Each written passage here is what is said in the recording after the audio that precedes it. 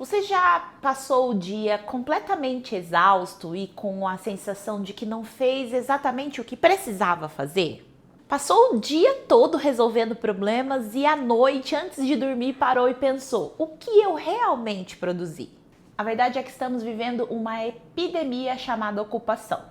Todo mundo correndo, todo mundo cansado, todo mundo perdido, sem saber realmente o que fazer.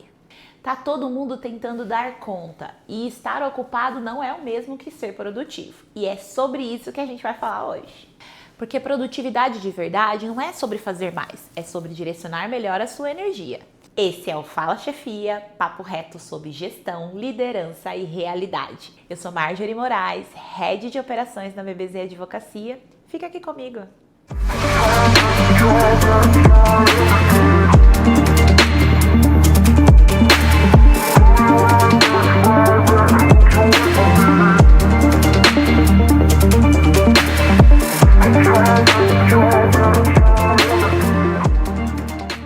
Antes de apresentar o convidado de hoje, eu preciso fazer um desabafo. Eu já confundi produtividade com exaustão. Durante muito tempo, eu achei que ser produtiva era dar conta de tudo. Responder rápido, estar à disposição, sempre pronta, estar disponível o tempo inteiro, assumir mais, entregar mais. E sabe qual foi o resultado disso? Eu comecei a viver cansada. E o pior, com a sensação constante de que nada e nem eu era o suficiente. Tinha dias que eu saía do trabalho e não conseguia nomear alguma coisa, alguma tarefa que eu tivesse completado com êxito. Foi aí que eu entendi que eu não estava sendo produtiva, eu estava apenas ocupada e achando que isso era o mesmo. Esse erro me custou tempo, energia e clareza. E se você está ouvindo isso agora, eu espero que esse episódio chegue até você na hora certa. Para essa conversa, eu trouxe o Anderson Tremari. O Anderson é engenheiro eletricista, ele tem MBA em gestão de projetos e certificação Black Belt e Lean Six Sigma. Atualmente o Anderson atua como gerente na GE Vernova e tem uma trajetória de experiência em equipes de alta performance. Seja bem-vindo ao Fala Chefia. Muito obrigado pelo convite. O que mais me chamou a atenção na abordagem dele é que ele não fala de produtividade como uma fórmula mágica. Ele fala sobre método, foco, comportamento humano e execução estratégica. Vamos lá, Anderson. Você passou quase 2 décadas liderando operações de alta performance, né? E nesse primeiro bloco eu quero falar sobre mitos da produtividade. Qual foi a maior mentira que o mercado contou sobre produtividade? Essa pergunta ela é maravilhosa, porque o que mais a gente tem hoje é mentira. Sim. Né? E a principal é aquela de que você trabalhar mais, você dá o suor, você ficar até tarde, você produzir, mais é produtividade. Na realidade, é o contrário.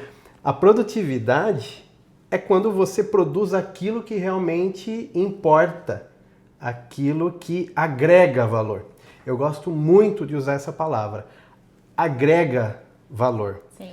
Para quem? Para o cliente, para o seu time, para a empresa e até mesmo para os seus propósitos pessoais. Então, tá cheio de mentira, falando que a agenda cheia... É verdade. Agenda cheia é produtividade. Estar em todas as reuniões é produtividade. E não. O super ocupado, né? O super ocupado. Estar ocupado o tempo todo, apagando incêndios. E ao contrário. E essa pergunta ela já é importantíssima. A gente pode parar já por aqui. Já explicamos tudo. Verdade. E na sua visão, qual é a diferença entre uma pessoa ocupada e uma pessoa realmente produtiva? Você consegue trazer alguns exemplos assim? Consigo. A pessoa ocupada, o próprio nome já diz, né? Você vai olhar para ela, o tempo todo ela vai estar em algum assunto, ela vai estar trabalhando e na mente dela, ela está produzindo.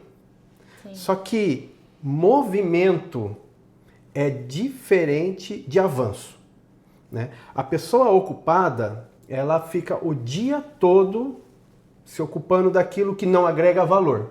Enquanto que a pessoa produtiva, ela vai entregar aquilo que é prioridade, aquilo que realmente vai servir para o propósito de uma outra pessoa ou de uma organização. E a ocupação, ela vai drenar a nossa energia, ela vai drenar o nosso tempo, ela vai trazer sabotadores que depois a gente vai ficar pensando, né? Por que acontece isso comigo? Por que eu trabalho tanto o dia todo? Por que eu estou doando-me para a empresa e eu não avanço? Aquele sentimento de procrastinação, né? A procrastinação é um autossabotador. A procrastinação, eu gosto de falar que ela é como se você pegasse um empréstimo. Só que você pega um empréstimo de tempo. E o que acontece quando a gente pega um empréstimo? A gente tem que pagar e paga com juros. Então, quando você procrastina, muitas vezes para se ocupar de outra atividade, vai chegar um momento que você vai ter que realmente executar aquela atividade que você procrastinou. E daí ela vem com mais esforço, com falta de tempo, com urgência, com sofrimento, com ansiedade. Então a procrastinação é um autossabotador das pessoas que se ocupam demais. Entendi. E aí até puxando um gancho nisso que você acabou de falar, porque isso me pega muito, já aconteceu várias vezes comigo, até eu ter total clareza e compreensão da prioridade. Por exemplo, eu já me vi com uma lista de tarefas sem estar completamente com a clareza do que deveria ser a prioridade ali, e pela quantidade de atividades, isso já paralisar, ou não ter a clareza do que é o que é importante para a empresa, ou que vai trazer o maior ou melhor resultado. Então eu entendo que a falta de direcionamento ou de clareza daquela lista de atividades ou do que vai agregar valor para a companhia também é um ofensor. Concorda comigo? Eu concordo, e quando a gente explora, verificando cada atividade, o quanto que ela realmente agregou valor, e tem uma metodologia que fala o seguinte: se o seu cliente aceita pagar por aquilo que você está executando, agrega valor. Eu gosto de ser um pouco mais abrangente e dizer também se o cliente pagaria por aquela atividade, mas se o time que você está inserido vai fazer bom uso daquela atividade, então ela também seria uma atividade produtiva. E quando a gente faz uma lista do que realmente agrega valor, a gente percebe que a menor quantidade de tempo investido realmente agregou valor.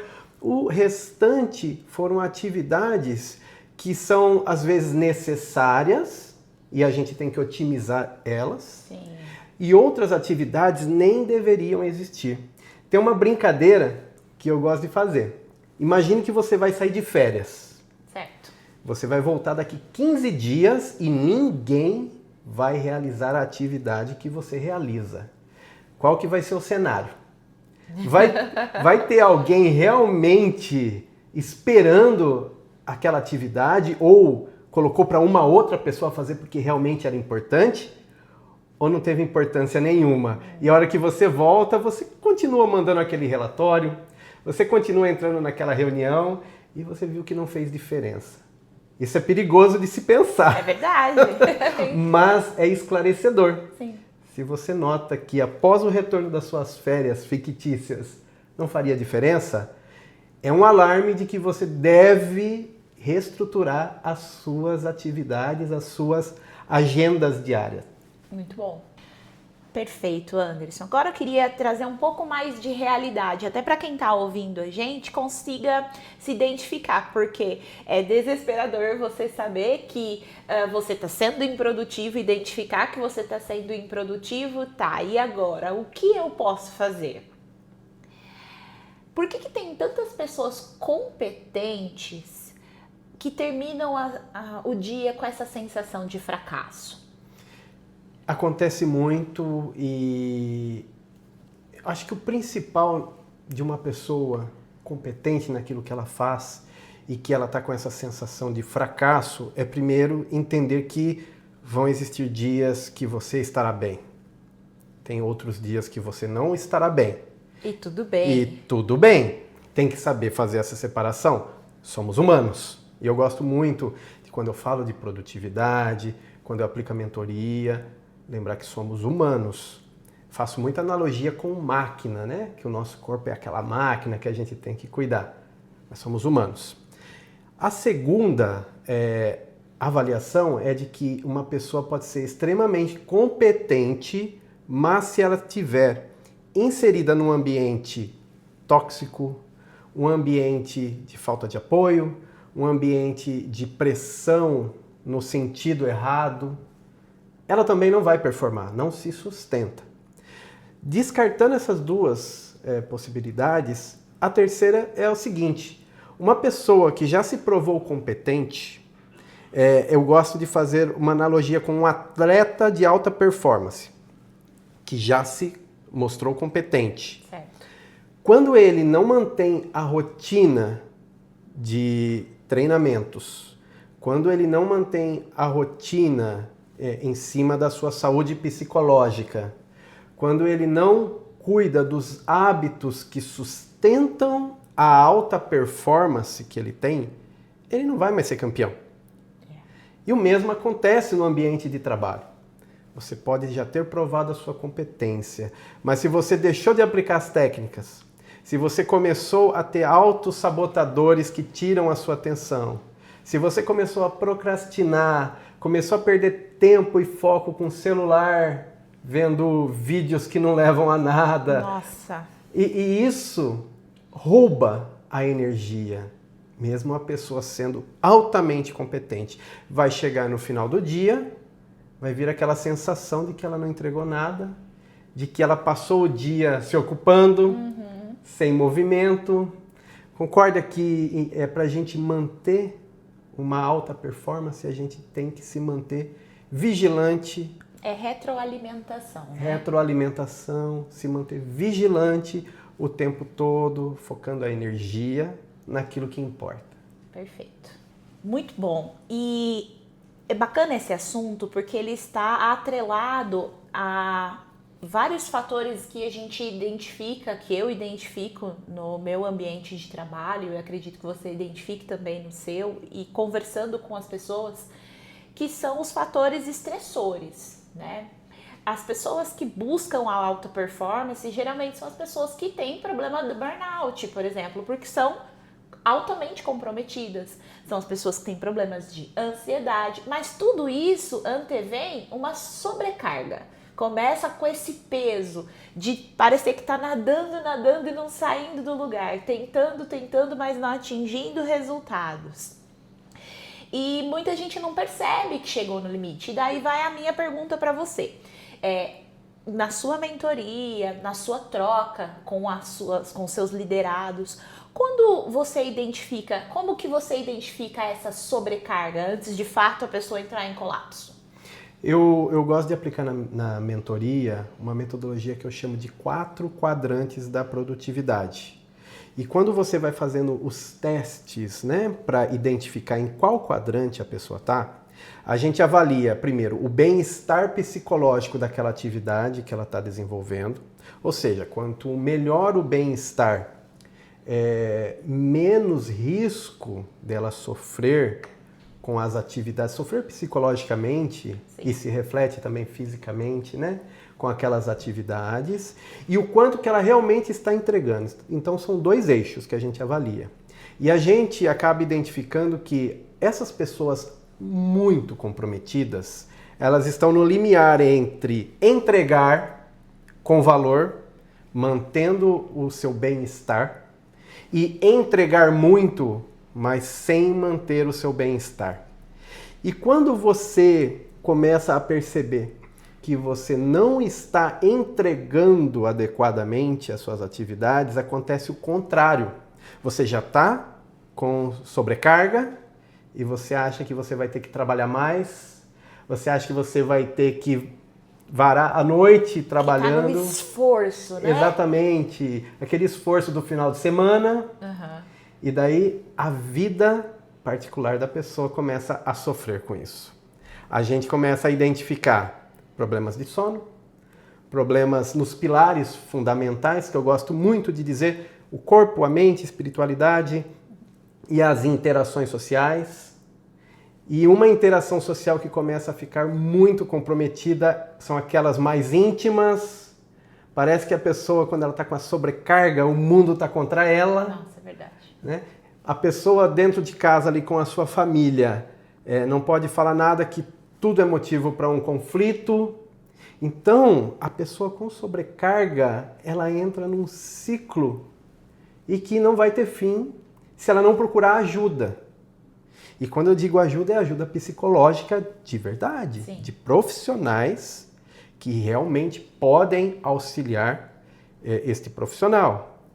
Uma segunda ajuda é buscar mentorias, cursos, estratégias que façam com que ela reduza essa sobrecarga.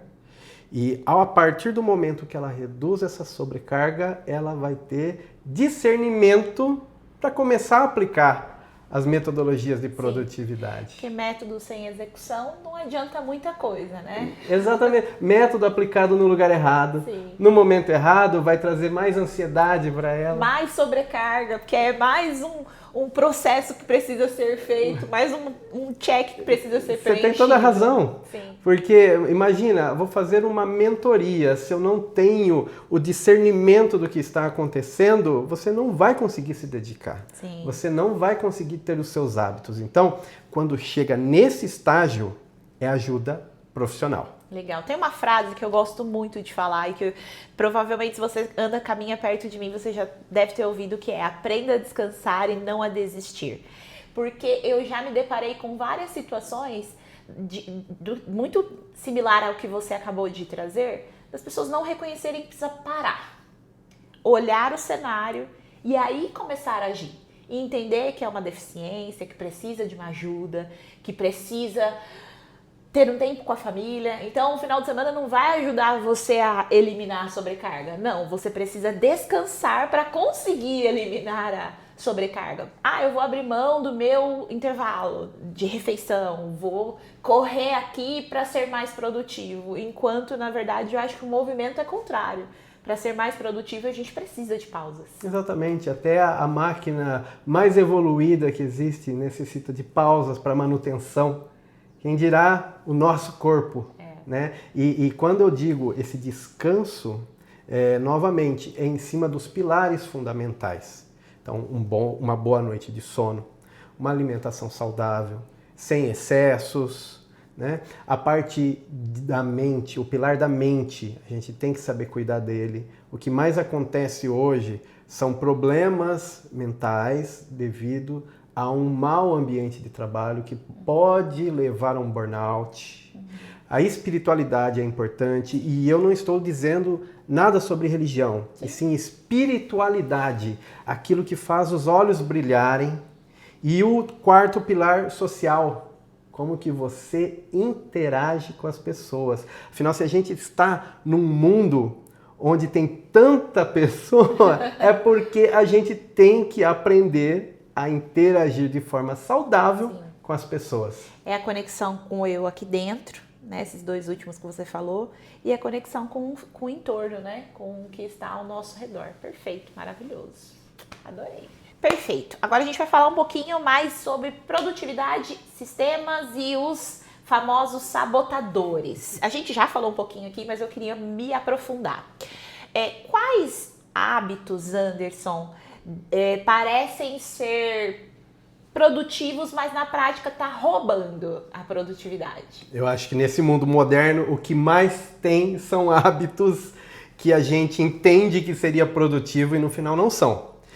Eu poderia citar, dentro dos sabotadores que eu estudo, né, na nossa mentoria, existem 12 sabotadores que são os clássicos, né? Aquele perfeccionismo, o procrastinador, todos são agentes que parecem que estão dentro do perfil próprio da pessoa, mas ela está sendo sabotada. Porém, eu já quero ser polêmico aqui e vou trazer um novo sabotador que está se tornando cada vez mais comum, que é o uso da IA. Boa. A gente agora se acostumou que eu vou escrever um e-mail, eu vou colocar na IA para ela escrever para mim. Eu vou fazer uma conta que o engenheiro estudou 5 anos para aprender, eu vou pedir para a IA fazer para mim. Então, o novo hábito que está sabotando é aquele do mau uso de uma tecnologia. A tecnologia, ela vem para ajudar a gente.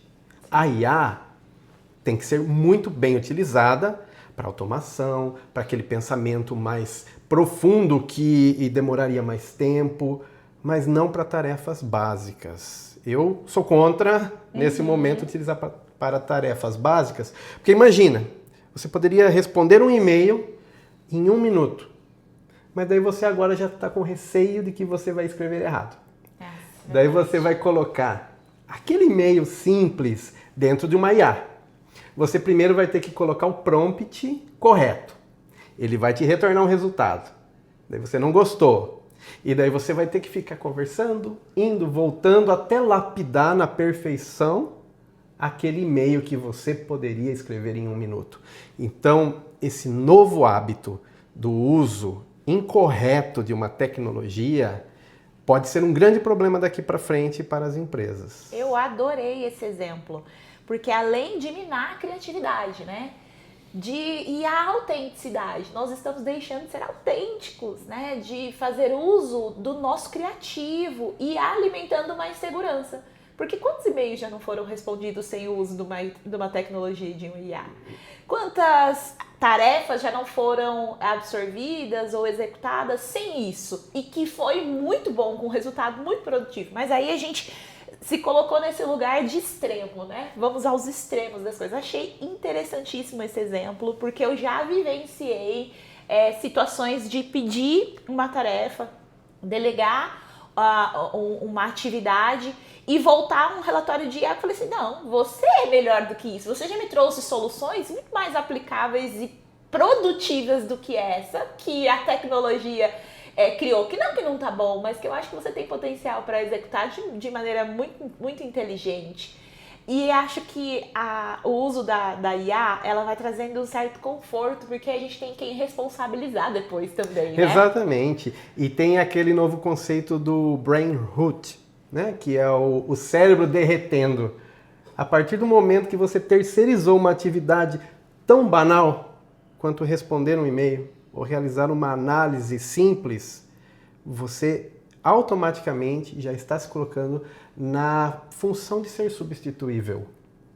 E a produtividade é o contrário. A produtividade profissional, ela é agregar valor com aquela competência que você tem, com aquela priorização que só você consegue fazer. Então fique esse alerta. Muito bom. E antes de passar para o próximo bloco, Anderson, eu queria fazer uma provocação aqui e até entender o que você pensa a respeito disso. Pessoas produtivas dependem mais de disciplina ou de sistemas? A pergunta é maravilhosa e é um pouco de cada. Nunca o excesso vai explicar uma produtividade, igual a gente acabou de falar. Muito sistema mal aplicado vai gerar o contrário da produtividade. Muita disciplina sem vivenciar a jornada também vai te deixar doente, tá? Então, é mais uma questão de ponderamento, mas com uma direção. A produtividade profissional, ela dita que você tem que ter direção, intenção. Você tendo esse discernimento, você vai conseguir aplicar técnicas, você vai conseguir aplicar sistemas, você vai conseguir até mesmo com um bloco de notas fazer um walk ali na fábrica, por exemplo, e se manter produtivo, Sim. endereçando aquilo que realmente agrega valor. Esse próximo bloco, eu quero falar um pouco mais das suas especializações, principalmente a Lean Six Sigma. Você passou anos otimizando aí operações industriais.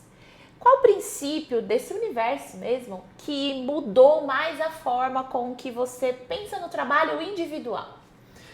Eu sou apaixonado por Lean Six Sigma e principalmente na parte de Lean tem o conceito do desperdício. Tem uma técnica que leva em conta 8 desperdícios e que ela é aplicada em processos de engenharia, em processos de fábrica, qualquer tipo de processo. E isso é totalmente aplicável à vida pessoal, tá? É só para pontuar, esses 8 desperdícios são superprodução, você fazer mais do que precisa, execução em excesso, ou seja, processar alguma informação mais do que precisa, defeitos, erros, movimentação em excesso, transporte em excesso, a parte de não utilizar a competência intelectual que existe, a parte de espera e a parte de inventário. Daí você fala, nossa, mas isso é muito industrial, mas não é. Vamos pensar em inventário. Inventário é você já ter desenvolvido alguma coisa e ela estar lá esperando uma próxima etapa. Sim. Então imagina que você fez um relatório, está pronto, você colocou todo o seu tempo, foco, energia naquele relatório e ele está lá inacabado. A outra pessoa não vai utilizar. A partir do momento que você manda para uma outra pessoa, você percebe que ela não leu, não serviu para nada. Ou seja, você produziu em excesso. Então, eu sou apaixonado por esses 8 desperdícios. E isso é algo que qualquer pessoa pode começar a aplicar desde agora. Independente do segmento. Independente do segmento. Começa a identificar no seu dia a dia aquilo que é desperdício. Até na vida pessoal. Verdade. Até na vida pessoal. A pessoa, ela tem, por exemplo, que se movimentar muito para uma determinada atividade pessoal. Ela pode reduzir isso. Ela vê que boa parte do dia dela, ela gasta movimentando o celular sem agregar valor para nada. Eu prefiro estar com a minha família, com a minha esposa, do que fazendo movimentos que não agregam. Então, assim, é um exemplo simplório, mas que pode ser aplicado a partir de agora na vida de todo mundo. Muito bom. Quando você observa uma pessoa que é alta performance, é produtiva, que consegue de fato seguir esses pilares, qual é o comportamento mais frequente que você identifica nesse profissional? Esse profissional que tem alta performance e é produtivo, ele possui intencionalidade com disciplina. E tem uma frase que eu gosto muito, que é do Sêneca, estoico, né? E ele fala, quando você não sabe para que porto você vai, qualquer vento lhe é favorável. Muito bom. O profissional de alta performance, ele sabe exatamente para onde ele está indo. Ele sabe qual que é o objetivo daquela tarefa que ele está executando. E além disso, ele tem disciplina de saber que, mesmo quando ele não estiver bem, ele consegue executar a atividade. Ele mantém o compromisso com aquela atividade porque ela tem valor agregado. Sim. E você sabe qual que é a pessoa que a gente menos tem compromisso? Nós mesmos. Eu imaginei que seria essa a resposta. O profissional que não tem alta performance, ele já começa quebrando os compromissos que ele faz com ele mesmo. Ele promete que na segunda-feira ele vai começar um regime e ele não começa. Ele promete que no ano que vem ele vai ser diferente. E chega o ano que vem, ele promete para o outro ano. Cada ciclo são promessas que são sempre quebradas. Exatamente. O profissional de alta performance, ele não negocia compromisso que ele faz com ele e com as outras pessoas. Por quê? Porque ele sabe que se ele se comprometeu, é naquela direção, naquela intencionalidade e é porque realmente importa. Só faz ajustes, né, Anderson? Ajuste Porque a de gente rota. fala alta performance, eu não sei, mas vem assim na cabeça alguém imparável, incansável, e não é isso, na verdade, né? Na verdade é alguém que inclusive sabe quando parar, sabe quando descansar, sabe quando fazer ajustes, e a gente tem essa mentalidade de high performance, é alguém inquebrável, imbatível, imparável, né? Não existe herói, né? Isso daí é no cinema. O profissional de alta performance, ele erra. Mas, por exemplo, eu gosto de outra frase. Se o profissional de alta performance entrou no ônibus errado, ele desce na próxima estação para voltar o quanto antes para aquela direção que ele setou. Muito bom. A maioria das pessoas que nos ouvem são líderes ou liderados que estão em busca, né, dessa jornada. E aí eu te pergunto, qual é o maior erro que o líder pode cometer quando ele está tentando aumentar a produtividade da equipe? Esquecer que o time ainda é feito de pessoas. Sensacional. Talvez logo não vai ser o time completamente feito somente por pessoas humanos, né? Os humanos. Pode ser que a gente tenha IA, robô, a gente vai poder pensar mil coisas. Mas nesse momento é esquecer que ali você tem que lidar com motivação, propósito, direção. Sem isso, o líder pode errar em colocar mais controle, colocar mais reunião, mais atividade, Mais tarefa ali. mais tarefa. E não é um robô. E a nova geração, ela cada vez mais, ela quer propósito. Ela não quer só o dinheiro. Dinheiro é importante, senão a gente não vive. Tem conta, todo mundo tem boleto. Sim. Mas a nova geração, ela quer propósito, ela quer entender qual que é o impacto daquela atividade além do que ela está fazendo ali. Então, o líder ainda erra, achando que é só, às vezes, trazer um coach que vai ficar... Vai! Né? Não depositando energia e estimulando, né? Enquanto o estímulo, às vezes, é tão... Às vezes o estímulo é você reconhecer que aquela pessoa já deu o máximo que ela pode dar e a partir dali você tem que remover a barreira. E não é só cobrar mais. Sim. E nessa sociedade que a gente tem de ter que entregar cada vez mais rápido, às vezes o líder cai na armadilha. Sem querer. Sim. Porque também é humano. Aí entra um pouco também de muitas empresas querer aumentar a produtividade, mas viver apagando incêndio.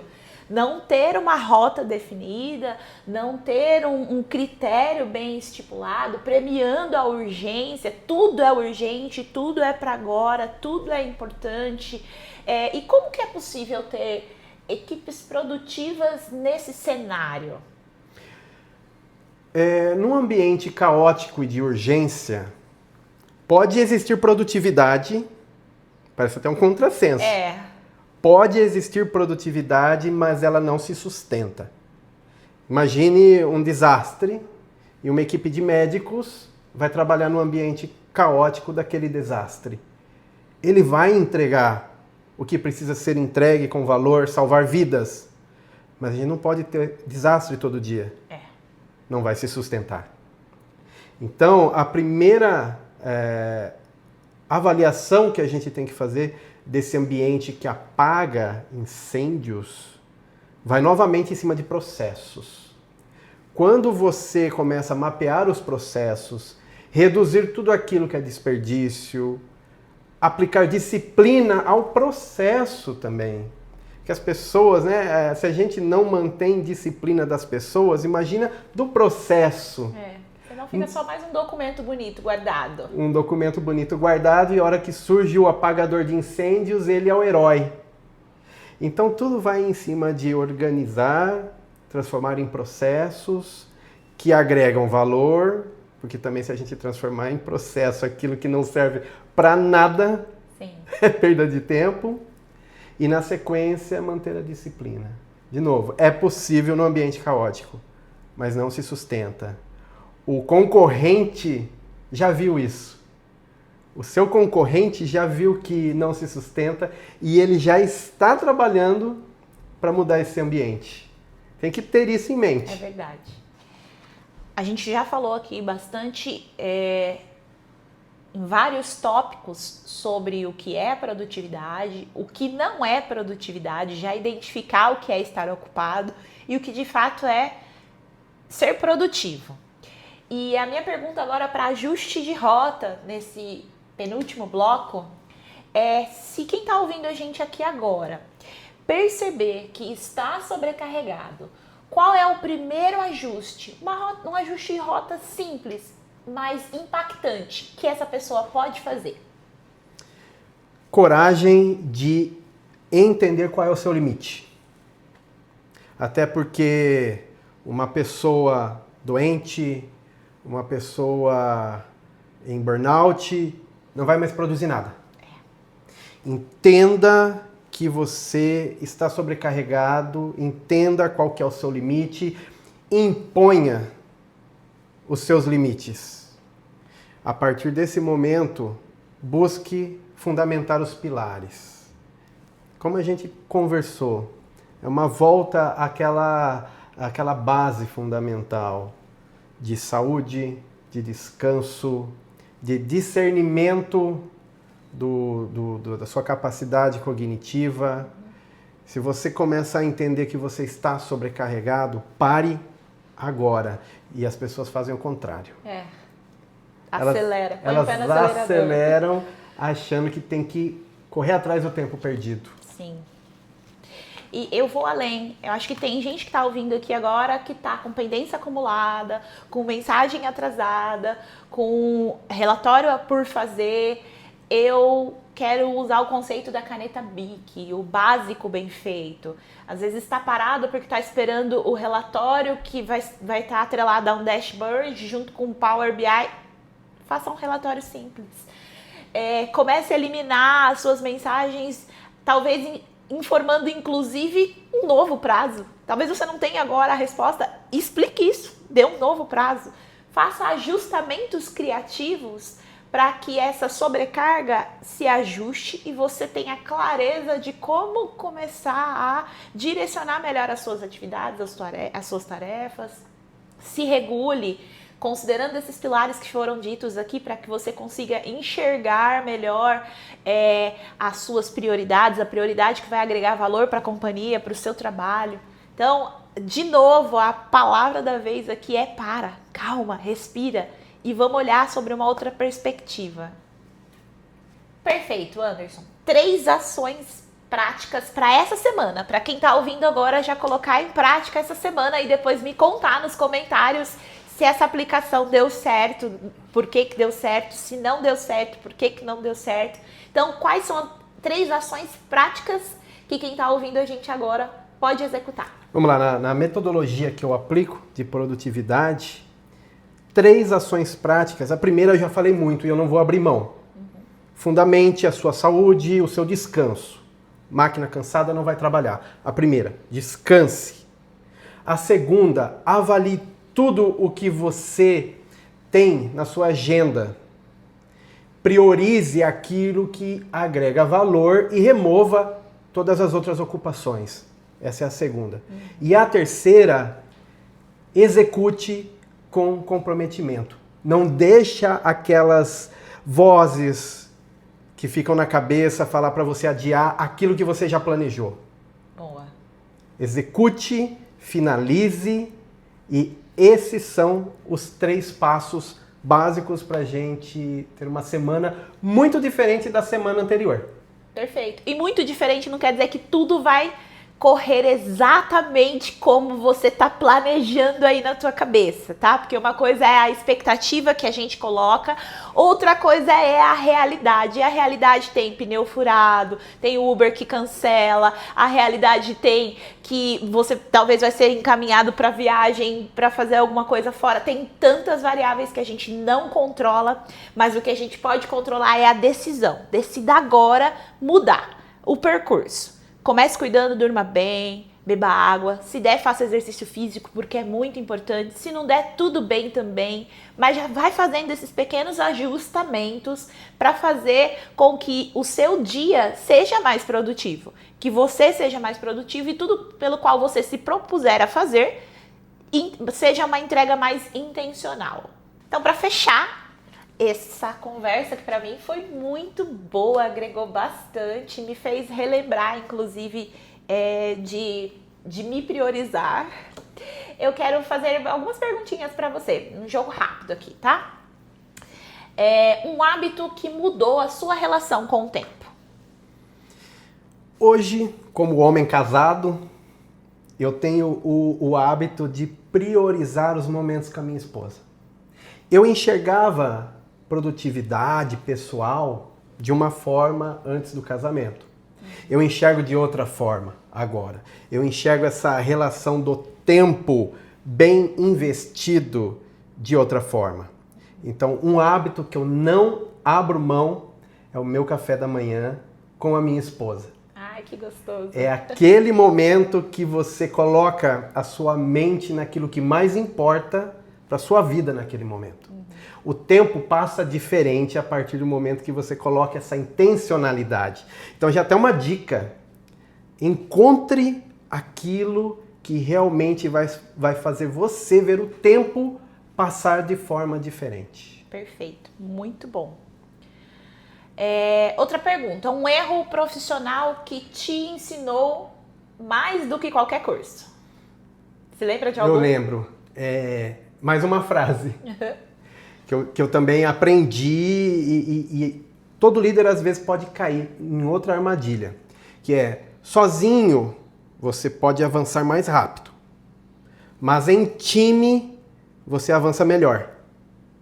E esse foi um erro que eu já cometi. Pensar que sozinho eu posso ir mais longe, fazer melhor, fazer mais rápido, fazer com mais produtividade. Só que não se sustenta. Verdade. Quando você tem time e quando você está inserido num ambiente com outros times, você tem que priorizar a jornada em conjunto, porque é o primeiro passo para que aquela conquista se sustente. Verdade.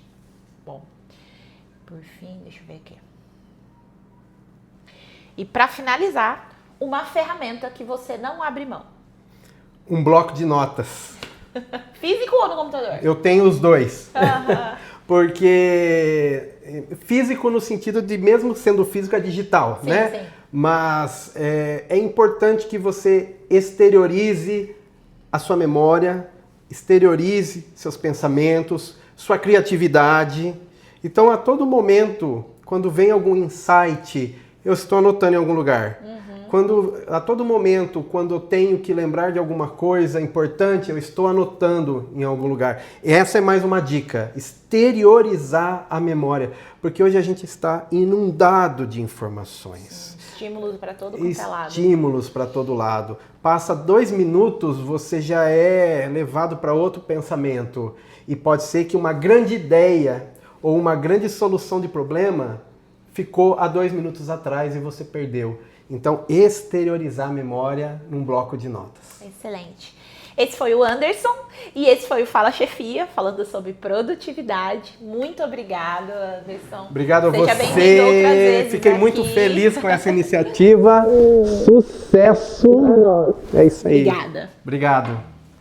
Se eu tivesse que resumir esse episódio em uma frase, eu diria que produtividade não é fazer tudo, mas dedicar energia para aquilo que realmente importa. Talvez uma das maiores viradas de chave para quem lidera, para quem quer liderar ou para quem só quer ter um pouco mais, uma melhor qualidade de vida, é entender que esse excesso de exaustão não vai levar a gente a ser alta performance. Não vai levar a gente a ter mais tarefas, ser comprometido e ocupado, não vai fazer a gente alcançar melhores resultados. O que vai fazer a gente ter melhores resultados é fazer as pazes consigo mesmo e entender que o nosso valor não está na quantidade da nossa entrega, e sim na qualidade das nossas entregas. Eu quero fechar esse episódio fazendo uma indicação de um livro que mudou a minha relação com as coisas. O nome dele é Essencialismo, depois eu vou deixar todos os detalhes aqui. Mas é uma leitura muito boa para quem sente que está tentando abraçar tudo e ao mesmo tempo não consegue alcançar o que importa. E lembre-se, você não precisa fazer tudo. Você precisa dedicar mais energia para o que realmente importa. Até a próxima!